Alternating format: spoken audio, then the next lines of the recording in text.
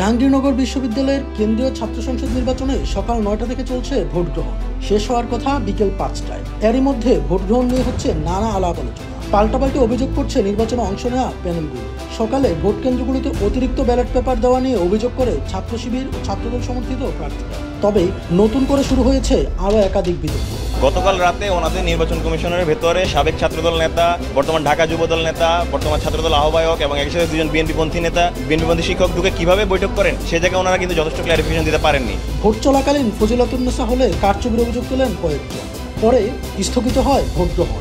এরপরই ঘটনাস্থলে আসেন শিবির সমর্থিত প্যানেলের জিএস প্রার্থী এবং ছাত্রদলের ভিপি প্রার্থী। পরে ছাত্রদলের ভিপি কেন্দ্রের ভেতরে প্রবেশ করার চেষ্টা করলে নারী শিক্ষার্থীরা ক্ষোভ প্রকাশ করেন। ছাত্রদল প্রার্থীর এভাবে প্রবেশে শঙ্কা প্রকাশ করেন অন্য প্রার্থীরাও। পরে প্রায় ১ ঘন্টা পর আবারও স্বাভাবিক হয় ভোট গ্রহণ। RICL TMX, যুগের পর যুগ স্থাপনা থাকে মজবুত। অন্যদিকে পুরুষ শিক্ষার্থীদের তাজউদ্দিন হলেও বন্ধ ছিল ভোট গ্রহণ।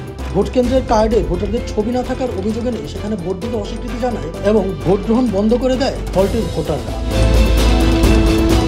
এদিকে নির্বাচনে ভোটারদের আঙুলে কালি ব্যবহার করা হচ্ছে না বলে অভিযোগ করেছেন বাংলাদেশ গণতান্ত্রিক ছাত্র সংসদ সমর্থিত সাধারণ সম্পাদক পদপ্রার্থী আবু তৌহিদ মোহাম্মদ সিয়াম। তিনি বলেন, রবীন্দ্রনাথ ঠাকুর হল, রফিক জব্বার হল, শহীদ তাজউদ্দিন আহমদ হল এবং কাজী নজরুল ইসলাম হলে ভোটারদের আঙুলে কালি দেওয়া হচ্ছে।